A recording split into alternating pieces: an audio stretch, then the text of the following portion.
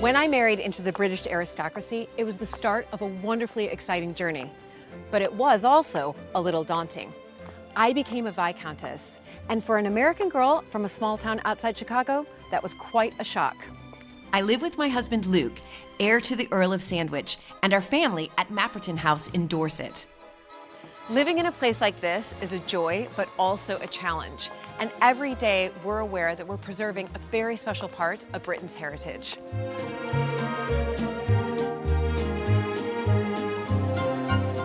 Mapperton has opened up an extraordinary new world for me, and I can't wait to share it with you all.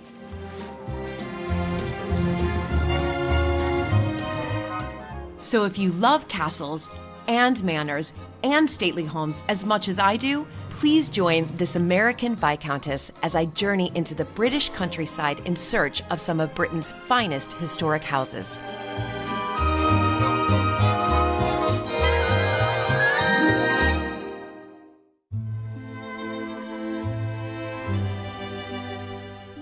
Scone Palace stands majestically on the River Tay, on the route north to the Highlands, close to the city of Perth.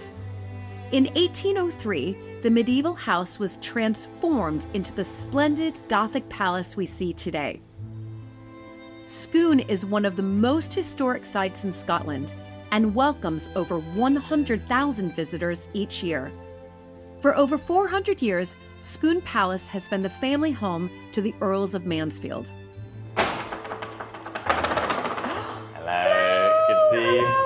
Welcome. Oh my goodness. Welcome. Hello. Lovely to see you again. And I had a splendid walk down and just, wow, so impressive. Good. The history here is pretty immense, basically 1,000 years of it. So one of the struggles that we actually have is we have two pots of history. It's kind of the medieval royal coronation history, the forming of the Scottish kingdom, and then there's our own family's sort of Downton Abbey story. Right. So, yeah, you have to juggle the two a bit. Yeah. Because that's great fun. because you have so much history. You've got 1,000 years of history. I mean, that's pretty There's impressive. a lot of stories to tell. I mean, all those Scottish kings that have been here to be crowned. I mean, it's quite something. I know. I feel that's why I got a sort of little bit tingling when I was walking up, thinking, incredible. Okay, so little tour. Yeah. Let's Yeah. do it. Which way? This way. Because this is vast. This is a vast home. I know we can't. How many? Can I just ask? Approximately how many rooms? Come on, Sophie, give me a number. About 120. Yeah. Originally it was 120. Now a few walls have been taken down. So it's probably a few less, but originally 120. Okay, Quite a well, few. that's incredible. It's a lot of dusting. This is one of the rooms. This is stunning. This is the state dining room. This is where Queen Victoria came in 1842. That was a major event that happened here. The table and chairs were all specially made for her visit. Really? So that was the smallest thing we did. We put an entire new driveway and an entire new bridge in, put the building on the mains for the first time, brought a butler out of retirement because the new one couldn't hack it. You know, like really went mobility. Because this is what happened when royalty would arrive. You would not just pull out all the stops, you would build things. You would make sure that they were comfortable, that there was the right furniture, that you had, as you just said, a new drive was built. A special bedroom suite for her and Prince Albert. No. All specially done. And Stayed for one night. I was just about to say, guess how many nights they stayed. And you ruined that. You ruined that, William. All of that for one night. Yeah. But for a very, very special lady. For a very special lady, you know, so absolutely. Now, what's that over there? Is that sort of what it is now? I'm just looking at that model. You've got it absolutely right. It's before and after. Yeah, the one here, this is the 16th century building. This is the building that we were gifted by James VI of Scotland. And that's what it became in 1800. No. Yeah, and you can kind of see that if you just picked up that and dropped it on here, boom, you can see the same sort of quadrant. Yes, you can. Oh my goodness. So it really has properly evolved. Yeah, and it's evolved, but the foundations are very old still. Yes, exactly.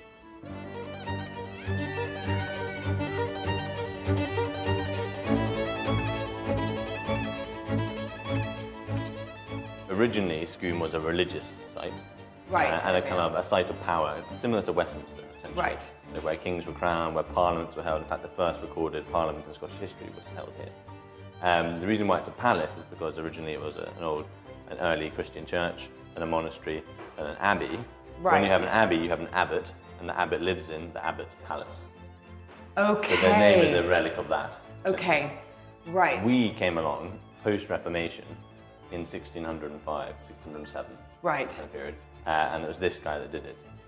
David Murray of Gospety, later Lord Scone, and then later Viscount Stormont. I see. Slightly dubious character. Like, we've got some characters that we can be very proud of. Right. I'm still pretty proud of this guy. He's a cool guy. But at the same time, it was a dangerous bit of Scottish history. A lot of things were happening. Yes. A lot of people were on the move. And I think we benefited from that. But we are not the head of the clan. So we are Murrays. Not Yeah, the I head was of the gonna clan. ask We're you that. cousins who did very well for themselves. Right. Yeah. Okay. So he was a cousin of the people who became the heads of the clan, Right. later the Dukes of Athol. Yes. We kind of span out about 50 years before, and then the whole clan actually was on the make. Okay. And we did Okay. particularly But you well. are related. We're very proud to be Murrays. Yeah. Yeah. Yeah. Very proud to be Murrays. Brilliant. So, okay, so we can thank him for this tour today that you're giving Yes, we me. can. Yeah. And- this is the state drawing room. So this is the sort of the showstopper room. Right. This is the one where actually originally there would have been no portraits in here.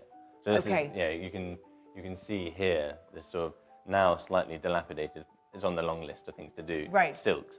So originally, and we actually have a copy we'll put I'm up at the end. going to climb over this. I I'm love going it. to go- I love that. Yep. I'm I going love to it. show you what it looked like. Yeah.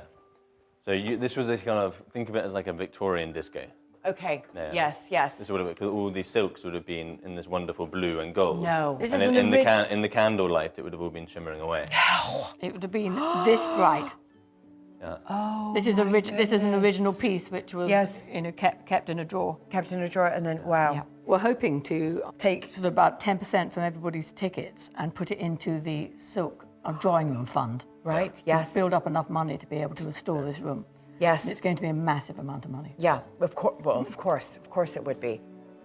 It's really nice walking in here. I know that this is, roped out for the visitors, but all the photos here Yeah. of your family to show that this is a family home, and that's what's so important. There you are.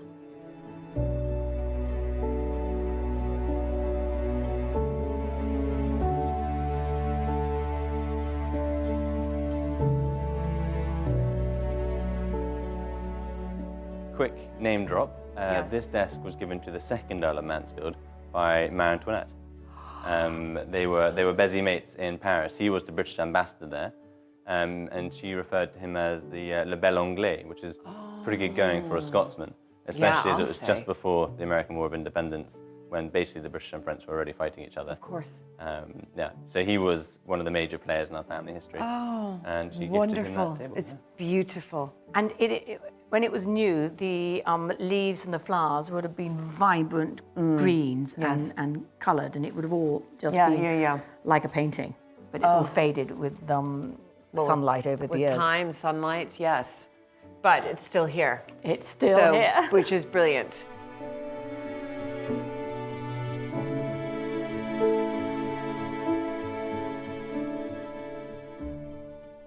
So this is the library, which I know you're going to say, where are all the books? There are some books here, but there's the collection of ceramics.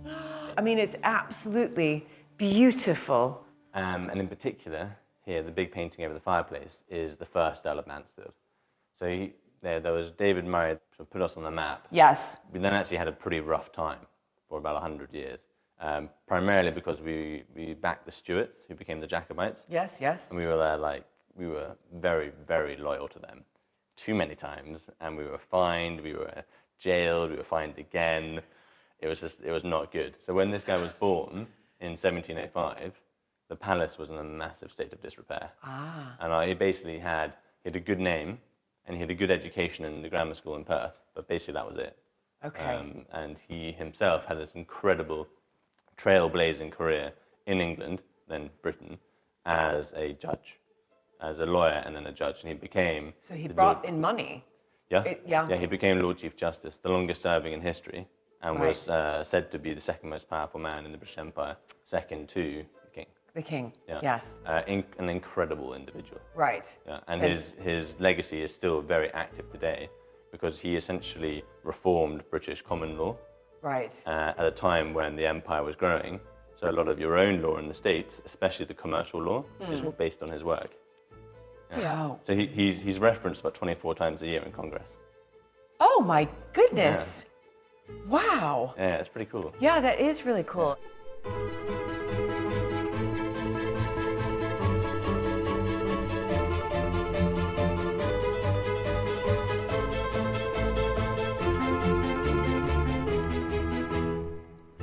So this is the Long Gallery.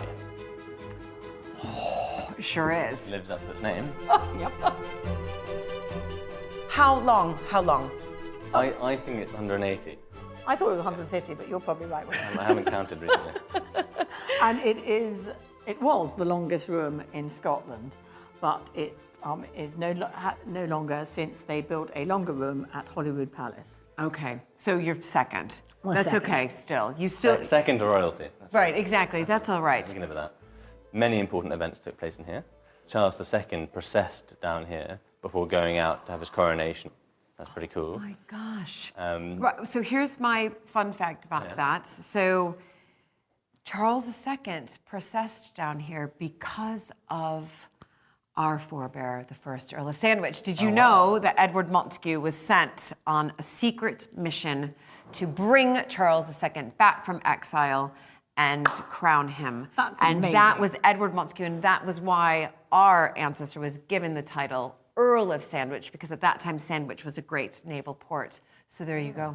Well, we So will find out. we Are didn't we get a so- title for that. Are we kind of connected then? I mean, a little bit. Definitely, You know, I definitely. feel right at home now knowing that Charles II processed down And maybe here. your ancestor came here with Charles II Well, yeah. because he came to Scotland first. Before, yeah. He brought him back 1660, and then he was crowned 1661. Yeah. Yep. But incredible. So you've had Charles II here. Yeah, he was the last king to be crowned. Right. here. Okay. But we were still, the legacy continues. So a rather ridiculous event took place in here when Queen Victoria came, which was a display of curling, which typically takes place on ice outside. But because it was the wrong time of year and she didn't fancy it, they did it inside. here. Yep, they did. They did in here. Took up the That's carpet right. on the Curling wood. is that, I see it on the, watching the Olympics. I actually never knew as the American what curling was before. It's what everybody did after work. There were state teams, village teams. You know, there were no computers, no TV. It's what everybody did in the winter, and it was a great community sport, and everybody did my it on the goodness. entire estate. So it was a really good bonding Yes. session, and they all had a terrific time doing it. So we've got Charles II, Queen Victoria, crowning of Scottish kings. Who else? Come on. Well, I've got. So we- I we- want we to got some- quickly we got some show you. props as well. I want to quickly show you this book, which was written by Queen Victoria, and the family was sent. It's called "Leaves from the Journal of Our Life in the Highlands." It's a well-known book. But the fun thing about this book is inside is a letter from Osborne House in the Isle of Wight, and it's addressed to dear Lord Mansfield. And it says, the Queen desires me to enclose a copy of her book. And it's from her lady-in-waiting, who's the Duchess of Roxburgh. But the fun bit in here, and it writes about their visit to Scone, the fun bit in here I thought you'd like, Julie, is that one of the paragraphs says, Lord Mansfield and the Dowager Lady Mansfield received us at the door and took us to our rooms, which were very nice. And that's a bit of fun because we've just received you at the door. And I think your rooms are very nice. So, And that you is mentioned- wonderful. You mentioned the Charles the second connection. This is quite a fun little box. It's got the royal coat of arms on the front. And inside, speaking to our family's connection, there's the man, Right. Charles II. Wow. And this was given to the family? Or This was probably a little statement piece. Right. Kind of like the Jacobite piece is saying, we know who we are loyal to. Right. For too long. Exactly. Because there's also a memorial to Charles I on the bottom. wonderful. Yeah. So this would have been a little something in a room somewhere, so people would Wonderful. understand we know who they sort of Yes. who we are loyal to. Experience the past like never before with History Hit's award-winning original documentaries and ad-free podcasts with our expert historians like Dan Snow, Susanna Lipscomb, Lucy Worsley, Mary Beard, Tristan Hughes, and myself, Matt Lewis. Sign up for an exclusive discount using the link in the description and embark on your historical journey from the wonders of ancient Egypt and the life of Anne Boleyn to the rise of Napoleon Bonaparte and the discovery of Shackleton's endurance. Get history wherever, whenever, exclusively on History Hit. So what's quite fun here, little coronation display. You can see here the invitation to my great-grandmother, Dorothea. You can see on it number 92. Yes. So number 92. We're quite pretty happy to be in the top 100 for starters. Yeah, I say. Here is a coronation chair. Can you see here? Number 92. Number 92. So she got to take the chair with her? So you're not allowed to pick it up and walk out. You do have to pay for it. Right. That's part of the tradition. I'm Right, not exactly. sure if they do it this time around. But it's quite fun still, that is connection. fantastic. And number 92, you're right, because there were over 8,000 guests at the coronation of Her late Majesty Queen Elizabeth II. That's probably because her husband was the Lord High Commissioner to the Church of Scotland. Right. So he was the Queen's representative to the Church of Scotland. So quite senior. Scone Palace is steeped in royal history. One of the many treasures is so precious it's safely stored away. In 1567, Mary Queen of Scots was captured and imprisoned in Loch Leven Castle. There, she was forced to abdicate in favor of her son, the future King James VI of Scotland. And it's while the Queen was imprisoned that this exquisite treasure was created. The American Scots had 4 ladies-in-waiting, all called Mary. There's a famous poem about them. It's Mary Beaton, Mary Seaton, Mary Carmichael, and me. Right. And Mary Beaton's was the aunt of Sir David Murray of Gosparty, First Lord Scone, First Viscount Stormont's wife. Right, wife, got you. Okay. And I believe that Sir David Gosparty, Lord Scone, Viscount Stormont, was on the loch side and was part of her rescue party when she escaped her imprisonment. So somewhere along the line, we were given these embroideries. These embroideries. This is incredible. Now, if you had to have parts of it, did it have to be restored? Yes. Yes. This will be sun damage. Right, The sun darker- damage, but then you can see That here. hasn't been sun damaged. Right. So they were made probably as bed hangings, and the side of the bed that was on the window side would have had the sun damage. Yes. Well, this bed is much.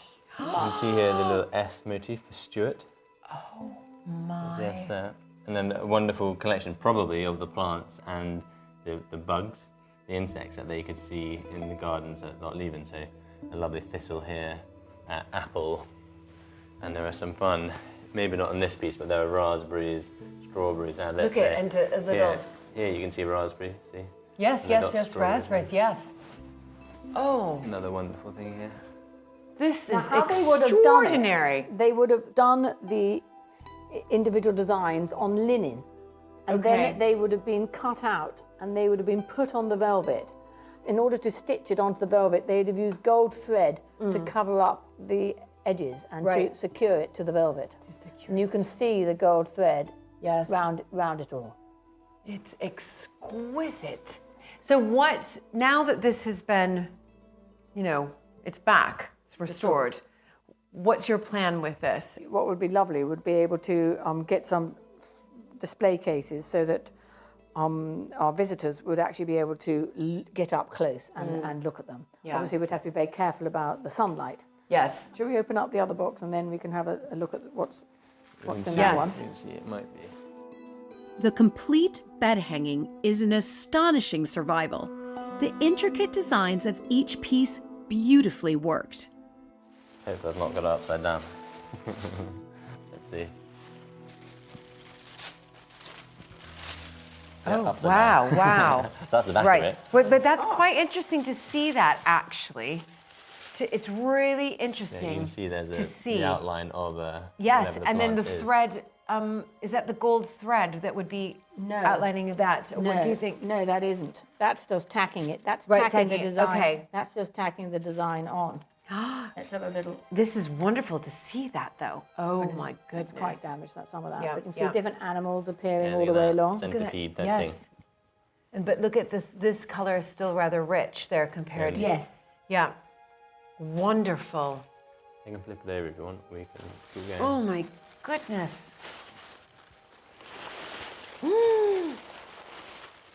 We can just imagine them sitting in captivity in a small walled garden. This is basically all they could see. Yeah. And so they're just So they putting just put this to paper, as it were. This sort of represents the time that they were imprisoned. All of this, just what they saw, the world that they saw.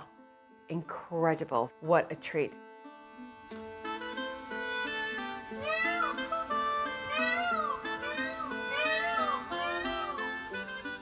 Perhaps the most sacred area of Scone is out on the hill alongside the palace. For centuries, this was the ceremonial site of the coronation of kings. This is the reason why people come to Scone. This is what This I is have it. been waiting for. I'm so This excited. is it. This is the spot. Yeah. This is the spot, This isn't it? little mound of earth is possibly the most historic place in Scotland. It's called the Moot Hill, Right. and it is where the likes of Macbeth, Robert the Bruce, and others were crowned or inaugurated. Gosh. So the Christian element of that ceremony would happen in the abbey, Right. and then the kings would be processed up onto here, Okay. to be proclaimed by the people in what was more of a pagan part of the ritual, which meant that some of them were slightly more reluctant to go through Okay. it. Right. So Alexander III, for instance, as a boy, about an 11-year-old boy, had to be dragged up here. So if that bit of the ceremony did not happen, you were de facto not King of Scots. Oh This my- bit had to happen. Right. And what makes it, I think, so cool is that it's called the Moot Hill, but it's also called the Boot Hill, in a bit of cool sort of Scottish folklore. And it's called the Boot Hill because when all the magnates and the sort of the leaders from around Scotland came to witness a ceremony here, they would bring with them in their boots a bit of their own soil from their own land. And when they came here, they'd then pour it out into a pile. And obviously after many ceremonies, it became what is now the Moot Hill.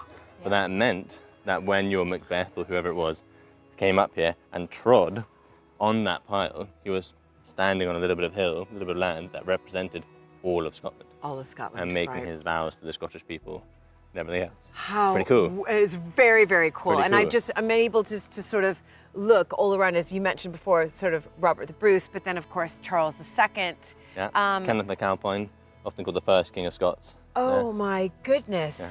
Big I names. mean, yeah, big names. James IV, wonderful. So, but here, this is representing, let's talk about this, the Stone of Scone. Because we've recently just had a coronation, Yeah. so that many of us have witnessed for the first time, a coronation for the first time in Yeah. our lifetime. Recently had a coronation, and it's all about that Edward I coronation chair, Yeah. Stone of Scone underneath it. And tell us that story and how that Stone of Scone relates back to Scone Palace. So you got it right. Edward I in 1296 essentially commissioned his men to come here to take the Scottish regalia and other such symbols away. Right. That included, in the prize piece, was the Stone of Scone, otherwise called the Stone of Destiny, which he then carted back to Westminster, and that's where he then commissioned. So the stone preceded the chair. He commissioned someone to make the chair to go around the stone. So then he could, in a very symbolic way, sit on it. Right. In terms of his dominion over Scotland. Okay, I see. But it was taken from here. It was taken from here. And what year was that roughly? 1296. Yeah. Okay. And they knew Edward's army was coming. They had 2 weeks' warning. So what do you think the abbot might have done? Well, hit it. Yeah. Made sure Might that it was have. safe. Yeah. Mine is done. Because some Right. people Might say have it's a done. fake once over. Some people say it's a fake twice over.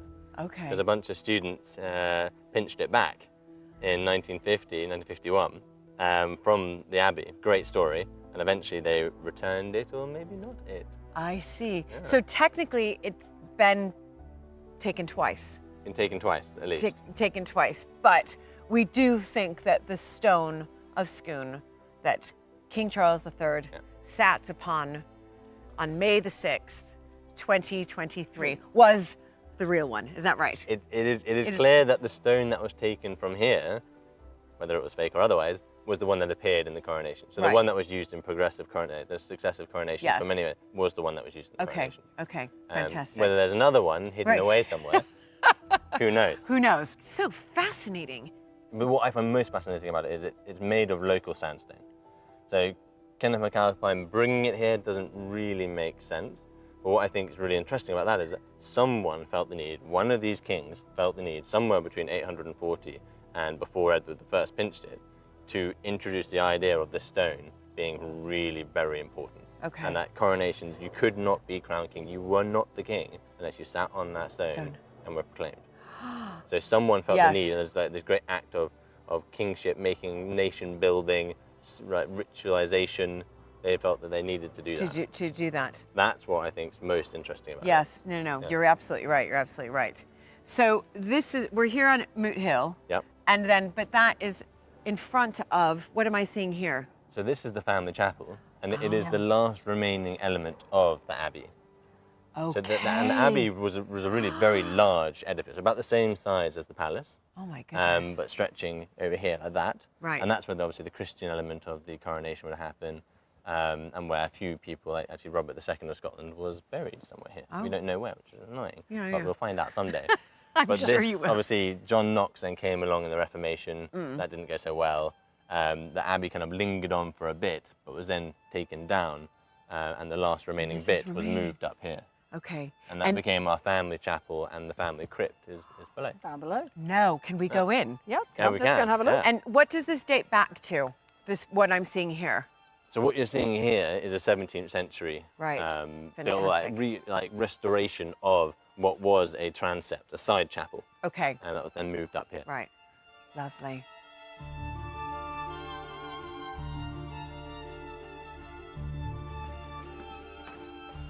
So this is Very special. Yeah, the family Here we chapel, and the crypt below. So the crypt below, so everybody's here. Yep. And we have a family vault as well, but ours is full. So I won't be buried there, but how is yours looking? There's one spot left, but that's been left. So my great-grandfather and grandfather are out the back, so everyone's just leaving it for someone really special. For someone really special. Well, this looks like a masterpiece. It is, yeah. Done by a man called Maximilian Colt. Yeah, he did only about 2 or 3 of these, so this really is something special. So this was created, as you said there's just a couple of these. What am I looking at here? So the man in the middle, on his knees, is David Murray of Gosparty, who we mentioned earlier, the first Lord Scone. So the first guy in our family, essentially. Right. Surrounded by his mates on either side. The Earl Marshal and the Earl of Kintor. And essentially, it's a little note, a little chat between David and God saying, I wasn't all that bad, please let me in. Letter to God. I'm slightly overstating it, but it's kind of true. I love it. It's a letter to God. But this is so wonderful to see this. It also just reminds me that, we have to remember that, several hundred years ago, to show off your wealth and power and how powerful your family was, something like this would be commissioned. And by Scottish standards, this was like, whoa. Right. But in down south with you lot, maybe a few people had these. Up here, that sort of European import of talent, this was exceptional. Yeah. So it would have been a major statement piece. Yeah, it is absolutely exquisite.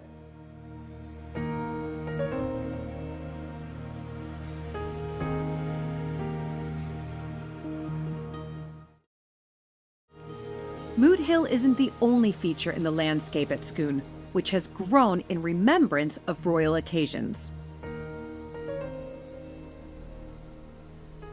Is it true that there are a lot of royal trees here? Yes, it is. If they come and visit, we like them to plant one. Right, and is that They've done it something? for a long time as well. Right, so it's sort of tradition, is that right? Yeah. That you come to Scone Palace, you are a king or queen or emperor, that's right, you've got many. It's not just British royalty, is that right? Yeah, international royalty as well. International royalty. And they come and they plant a tree, yes? Because this is so important in history, Scone Palace. Absolutely. I mean, it goes right back to Mary Queen of Scots. And beyond, in fact, James V. James V. Oh my goodness. It's been 500 years or so. Right, Yeah. of planting Of trees. monarchs planting trees. Right, so what's this one I'm looking at here? This one is the present King Charles's tree, but he planted it in 2010 as the Prince of Wales. And he wanted to plant a seed of Lebanon on the Moot Hill, and we still had this gap left. So it'll grow and grow and grow, and eventually it'll be the seed of Lebanon that we all know and recognise, those really, really little big trees. There's a famous one in the scene looking at Highclere in Downton Abbey. Yes, yes, of Lady course. Mary sits out there. Yes, that's exactly right.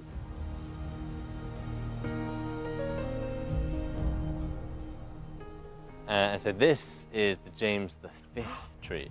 So potentially the oldest tree on the property. Wow. 500 odd years. No. Still going somehow, despite the middle bit fell off. It was blown off, ripped off in the storm in 2010. Yep. Okay. Yeah. May, very late storm, but it came down because all the leaves, they suffer worse when the leaves are still on the trees. So just down there, that's the James I or James VI tree. So that dates to around 1600, maybe earlier. Very old oak. Yeah, very old oak. Somehow standing. It's all rotted away, but still somehow Really? standing. Yeah, quite it's like it as well. Not like that Clever. in Windsor Great Park, at Windsor Castle, when they start retreating They back. die back. Yeah. Right. I mean, it's in full bloom. I mean, do you have sort of a tree surgeon coming out, looking at these Yes, trees and making constantly, sure? absolutely. And then this lovely tree was planted by our former monarch, Queen Elizabeth. In 1967, No. Oh my goodness. So she Yep. had only been queen for just over a decade. absolutely. Yeah. She's She's very young. In her 30s then. Yes. Yes. Oh my goodness. A Norway maple. A Norway maple planted by Her Majesty Queen Elizabeth II, 12th of October, 1967. How wonderful.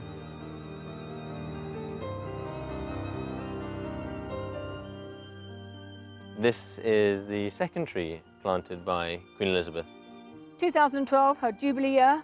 She came for lunch. It was so exciting. We She came for lunch here. Were you here? Yep, I was here with my 3 daughters. Sadly, William wasn't able to come back, which was just really, was working. really upsetting for him. But our 3 daughters, there was a big lunch party in the Long Gallery. Big gathering. And she how ca- did you know that she was, I mean, how much in advance were you contacted to say the Queen would like to visit? A good 9. It was a good 9 months. Right, There was right. Lots of Preparation. Lots and lots of Yeah. preparation, and it was a really, really big day. Oh, and was the public allowed to see some of that, or was it very private? Yes. Yeah, no, yes, right. Yes. The public were all lining on the Queen's Drive. Yep. And so she planted the tree. Yes, and we deliberately chose this place because in time, her ancestor's tree will eventually come down. You know, it's very, very old now. James V, James yes. V. And I planted it far enough away, I hope, to allow this oak to grow up next door to it. Yes. So when that comes down, we then have a lovely, majestic oak in its place, planted by the late Queen. What a wonderful memory. And, you know, you now have this, which will be here in her memory for hundreds of years to come. Fantastic. Yep. And an oak, such a symbol of Britain. It certainly is. In the park, there is one very special tree which stands high above all the others. So, Julie, this is a very, very famous tree at Scone Palace. It's a Douglas fir tree. It was planted from the first seed that was returned here by David Douglas, who was born at Scone and was the son of Scone, who became a famous botanist. Right. And we are very lucky to have his original first tree. And as you can see, it is absolutely enormous. Yeah, It's so enormous. He was born here and he was a gardener, a very early sort of junior gardener. And then he was sponsored by the 3rd Earl through his education and then to become this famous botanist, and went to North America and discovered a huge number of species. including obviously the Douglas fir, this being the first one that was planted. And he left this huge legacy in forestry. That guy had so much potential, but sadly he actually died really quite young, only about age 36, in 1834 in Hawaii on one of his expeditions. No. Okay. So 1834, Hawaii, obviously a state of America, but during that period, Hawaii was called the Sandwich Islands.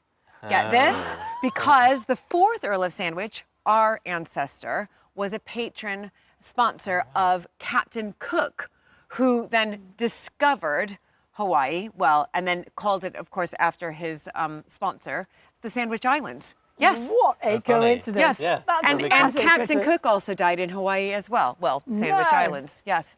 There Wow. we go. Two That is reasons funny. I feel right at home here: Douglas fir and the Sandwich Islands. Yeah, but also interesting tribute to various people in the 19th century sponsoring these great talents to Yes. go and do various things. Yes, to go and explore and Yeah. discover and learn. Yeah, and David bring it all Douglas- back. Yeah, David Douglas brought back 300 plants with him. Did That was he? it, and put his name to them. And it's incredible to think that this was just a seed. Yeah. And look Yeah. at it now. Yeah, absolutely. Yeah. We got- enormous. we got- Astonishing. Up and up. Yeah, we got astonishing. trees planted by royalty, and then trees that are royalty. There So you in go. the forestry world, this is royalty. Yes, absolutely. Yeah, and people will come just to see this tree. Yes, no, of course. I mean, I'm astounded by it. It's enormous.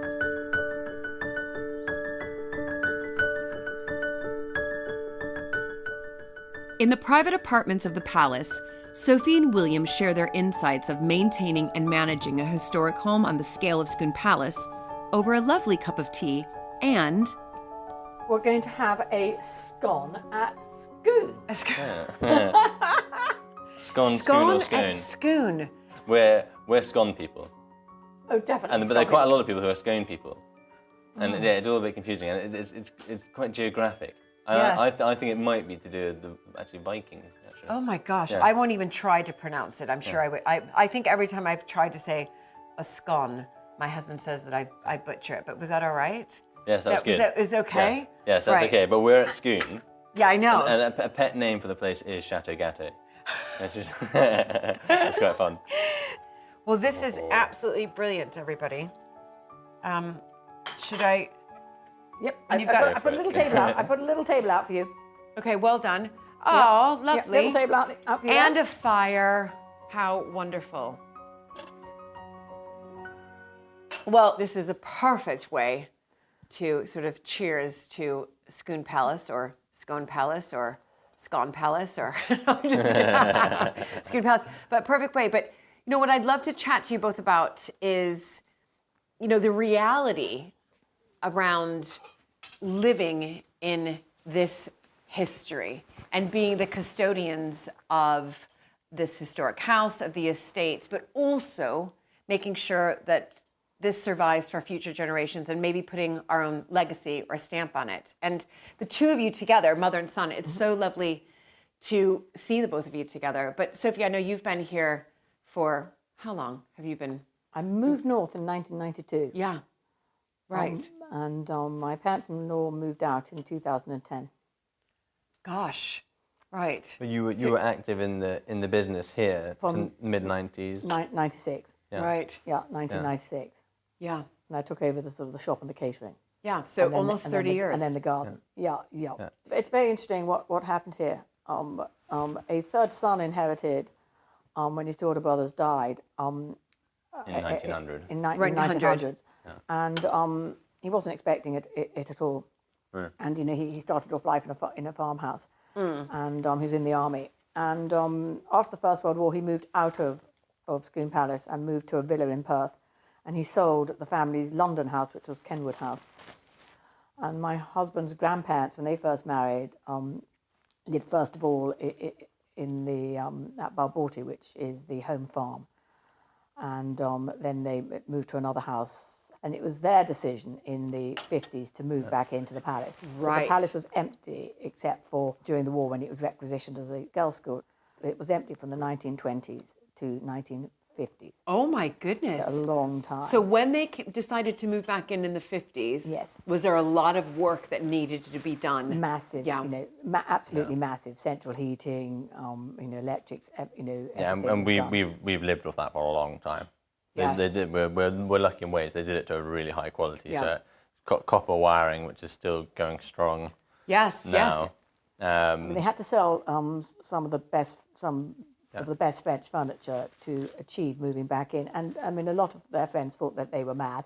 A lot of them said, all hail you for being brave enough to move back in. And they moved back in knowing that they were going to have to, knowing Yes. that they were going to have to open it to the public. And so they had vision to be able to Yes. open it to the public. Because then all of a sudden your home becomes a tourist destination and you're sharing your home with strangers, if you like. Totally. I mean, these were bedrooms. These were bedrooms. The house is built on a slope. You enter, the front door is on the ground floor on one side, but on the first floor on another side. So they had already decided when they moved in the 50s and opened in 65 that they would live on the ground floor and on the second floor. And all the reception rooms that they had on the first floor would be open to the public. And then you've carried on, 100,000 visitors a year. But it's not just the visitor income. Of course, that's one element of many of these historic houses is bringing the visitors, but that's just not going to cut it. You can't just be a house that opens up to the visitors and think, great, that's going to repair my roof. No. No, it doesn't work like that.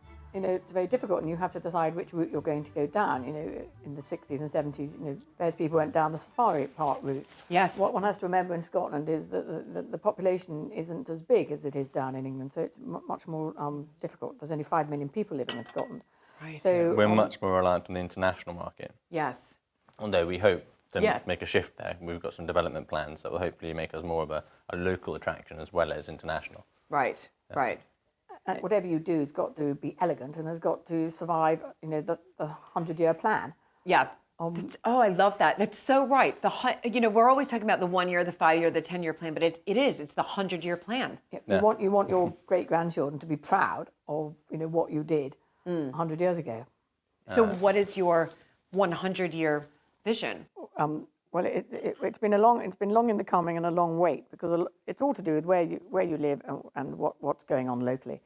And we've been waiting for the council and the government to decide where they were going to put the extension of the bypass. And in many ways it's sad because it's carving through the middle of the home farm, lovely bit of countryside, but at the same time it is good for the local ecosystem. It's really an environmental project. There's some bad pollution in Perth, but it will be good for us in terms of business. So it will transform our access, and locally that's a big opportunity. What are your plans? Do you have ideas? We have plenty of them, and some of them are sort of microcosms. Like Mum actually a few years ago came up with the idea for a dog event. That's Paws at the Palace, hugely popular. Nice little event, and it reminds people locally that you come to Scone to have a good time. And that's something that we're very clearly trying to build. You come to Scone to have a good time in whatever you're doing. So there's sort of small but important sort of activities like that, and then that's all part of this bigger plan. So the bigger plan really revolves around that road coming in. Yes. And if we are given permission to do a big development in what's currently the rather dilapidated stable block. The destination building is definitely part of the plan. Right. And this is one of the interesting things because 400 years later, I would say, you could say in 1950 we began, this is slightly harsh on the ancestors, but in 1950 we began to become a family business. Previously to that, we had been very successful generations, individuals who were extremely gifted in a certain activity. We had lawyers, diplomats, soldiers, whatever it was. But not really business people. I'm the first person in 400 years to have a business education, which is quite an interesting idea. And I think that's all geared towards my future here, because you really have to approach this as a business. That's the costs of, absolutely right. The costs of the maintaining the building are massive, and also this building is made of sandstone. And it just happens. Sandstone in Scotland. It just happens to be what was the local stone at the time, but sandstone is not hardy. Right, and what so the you Stone have of just- Destiny is made of. Do you have a really good stonemason who basically you employ full time? Hopefully, when we have the stable get to that. development Yeah. and it's produced, hopefully that will create enough income to start No, working. of course, we are fortunate to be the custodians of these homes. So the golden handcuffs, Yes. yeah, golden cage, however you want to describe it. Yeah. Incredible privilege, awesome responsibility, but it is a responsibility. But for me, the balance is very much still positive and optimistic. Yes.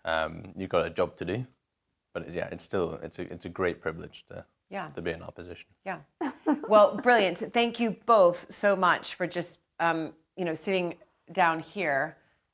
Lovely scone. Thank you. It's really wonderful, but also just to chat and be very open about, again, the golden handcuffs. Gilded cage. Yeah, that's exactly right. Thank you, thank you, thank you.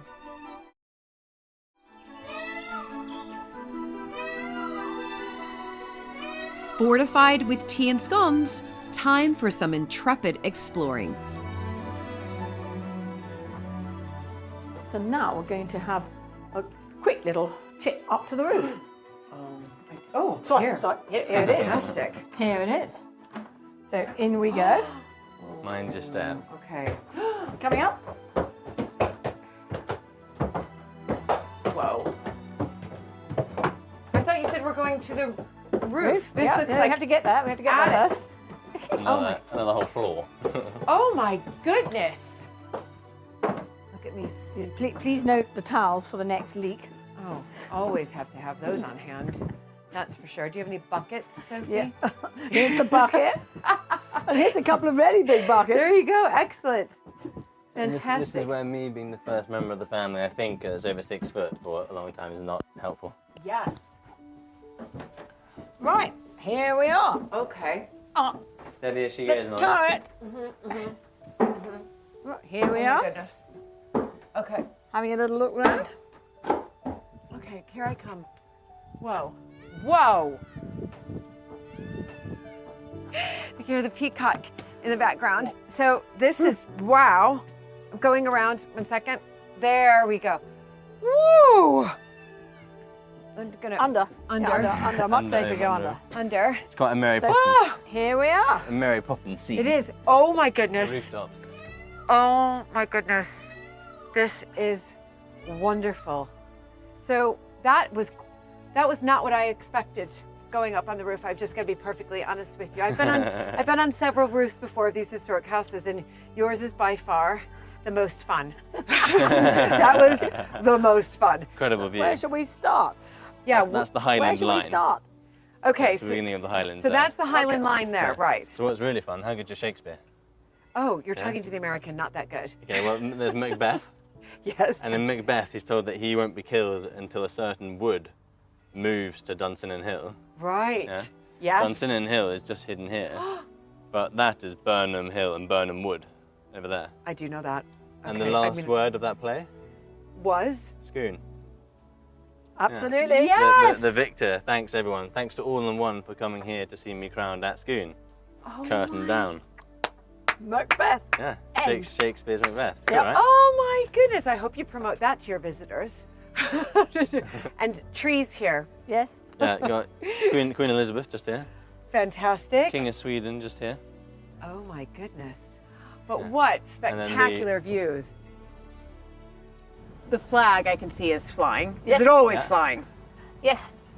Yeah, it's the arms of the Murrays of Scone, the Earls of Mansfield. Okay. You've got the Murrays are the blue with white stars, Okay, yeah. and then the other bit is actually Berkeley. That goes back to 1400s.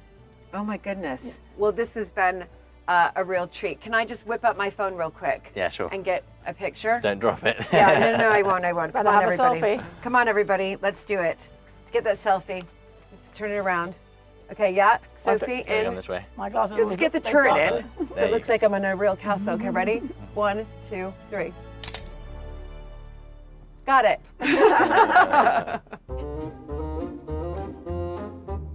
One feature in the landscape at Scone Palace is absolutely stunning. Many historic gardens have a maze, but this one is rather special. Designed in the shape of the star which features on the Murray family crest, this maze has a secret best seen from the air. So this is your maze. Yes, this is the maze, and it's about to get its annual haircut. You know, the boys will be in here next week, and it takes about 5 days to give it a haircut. Oh, I thought you were going to tell me it takes about 5 days to get through it. It takes a full it takes a full week to give it a haircut. So it's even more confusing now because it's so overgrown. Okay.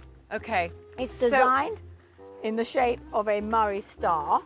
It was my husband Mungo's idea, and it has been designed to represent tartan. So we've got two sorts of beach. We have regular beach, green beach, and we have copper beach. So when you look at it from above, it looks like tartan. So that's a lovely, so clever. lovely touch. Very, very clever. And is this, you know, in one sense, looking at how we try to attract more visitors and giving them different experiences, is this one of your children attractions? And yes, obviously adults as well, because I'm enjoying it very much, Sophie. Absolutely. I mean, this is exactly what it was. You know, the idea was to give everybody a bit of fun. Yes. Elaborate. And do you know the secret way through? Like, have you timed yourself? Can you do it in like 1 minute? Right? I know how not to get lost if I stick to the rule. Okay, is there a rule for not getting lost in mazes? Is, but I don't think I'm going to be telling you this time. So I just have to figure it out. Or I'm just going to follow you, Sophie. I'm just going to follow you. But wonderful. This is fantastic to have this. I mean, did your children growing up, did they sort of, you know, enjoy this? Yeah, they loved it. Yeah. All children absolutely love it. Well, wow. I'm getting a bit dizzy because I'm in a maze. I mean, I'm trusting you, Sophie, that you are not going to get us stuck, that all of a sudden there's not going to be a headline newspaper tomorrow saying Lady Mansfield and Lady Hinchingbrook lost in the maze at Scone, please help. Right? If we deviate from the rule, you can get lost for hours because it all looks the same. It does. It really does. But how long did it take to erect? It took about 8 years to get it established. And this was originally called the Monks' Playground, because when this was an abbey, and it had lots of monks that lived here, and so this was always on the maps known as the Monks' Playground. And it was an area of tons and tons of wild daffodils. Oh. And it was doing nothing. Except in the spring when the daffodils came out. It came out, and they're only out for a couple of weeks. That's right. So now you still have all the daffodils coming out all around it. Right. But you know, the maze is earning its keep. Right. You know, all year round. Right. Oh, bridge. And does here that we mean are under the bridge. Close? Oh, we're getting very close now. Oh, we're getting very close now. We're about to come to the centre. Oh, to the center? The centre. Okay. You can have a little sit down now. Oh my gosh. Hello. Whoa! Hello, William. It took forever. I know we did. We did. It's my fault. Slow. It's my fault. It's my fault. Wow. Well, so this is like the centerpiece of the whole maze. Is that right? Absolutely. And here we have Arethusa from Greek mythology. It's commissioned by my father-in-law, William VIII Earl, and David Wynne Ellis is the artist that created her. Beautiful. And there's lots of pennies I see. That's right. People put their wishes in. Yeah, people putting their wishes in. Why, hopefully she's granting them. Fantastic. What a wonderful day out, but also just a real treat. I was just saying to Sophie, it's great for children, but I had so much fun. I just had so much fun doing that. It was really brilliant. Next time though, I'm gonna pack a lunch. Because I would definitely get lost if I wasn't with you, that's for sure. All right, so how do we get out now? With difficulty. No, fortunately it's right beside the exit. Woohoo! We made it to the end. We made it to the end. How fantastic.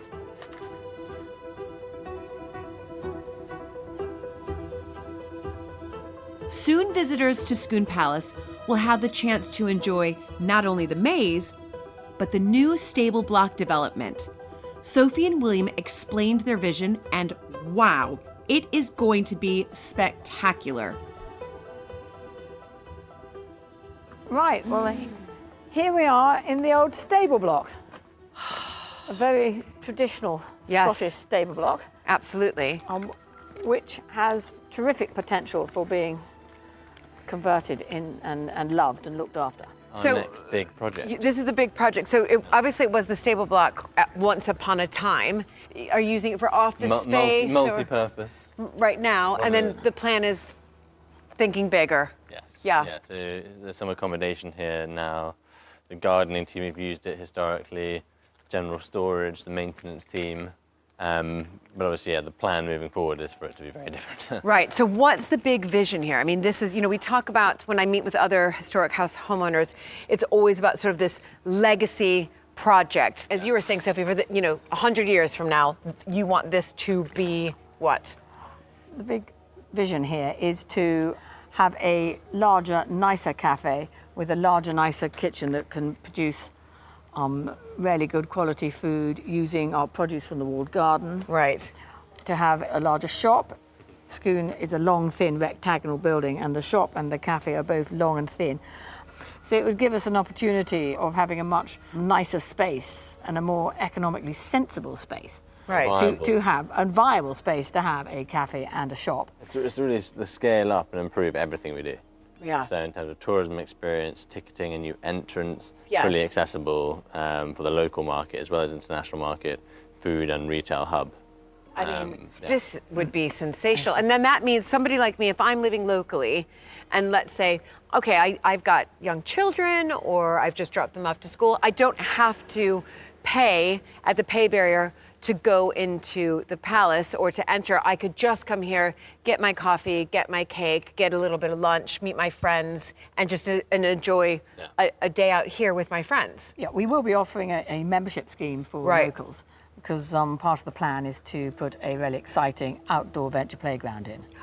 And so local families will be able to join that membership scheme Yes. and access the venture playground as many times as they like. Yeah, there will be a major transformation of our business. Right. No, of course. And we'll be able to go down the green route, being more sustainable by having a solar energy down hidden behind the trees in an area of park that we don't use. So we should be able to power a lot Right. more that way, Brilliant. which will be really good Yeah. going we forward. have a lot of interest. You have to be realistic about it in terms of making it profitable, but we have an amazing walled garden, another project in itself. But we want that to supply as much as possible to here as well as the rest of the estate. Sometimes that is too much work for the profit in it. Yes, But yes. we want to slowly and surely try to build as much of that into it as possible. Yes. So if it's not grown here, it's going to be local otherwise. Right. And we're feeding into this, that sort of local, high quality Of message. course. But this is a big space. Yeah. So you're thinking cafe, shop, but anything else, because it's vast, this Yeah, space. big space. So the plan is a small area devoted to ticketing and Okay. as a new entrance into the historic areas itself. Right. This area behind us, which hopefully, if we're allowed to, will be doubled in size, will Okay. be the seating, sort of the restaurant essentially Okay. in there. My mother has been researching kitchens a lot. So hopefully, or Hell's Bells big kitchen out there. And alongside that, a food and retail city hub here. Wonderful. And then a multi-purpose space here. If there's like a Christmas fair, we can have a sort of Christmas extension, with this being the typical tourism retail Right. here. Okay. So tourists would And flow all through here, important. Yeah. do their thing, and come out through this. Yes, yes. Yeah. And what? And as far as timing goes, when or is it still we're being? pre-application now, i.e. Okay. the application has gone in. We got Right. our first round of feedback. So hoping, if everything goes to plan, open 2025. Right. Very exciting. Amazing. Well, I will definitely come back and visit and have a wonderful black Americano with a scone, yes, here at Scone Palace when you open up this. Yeah, Brilliant, exciting times. brilliant space. Very, very exciting. Well done. So exciting. What an incredible visit, and I cannot wait to return and sample the delights of the new stable block development. Thank you so much for joining me, and I look forward to your company very soon for another historic house visit.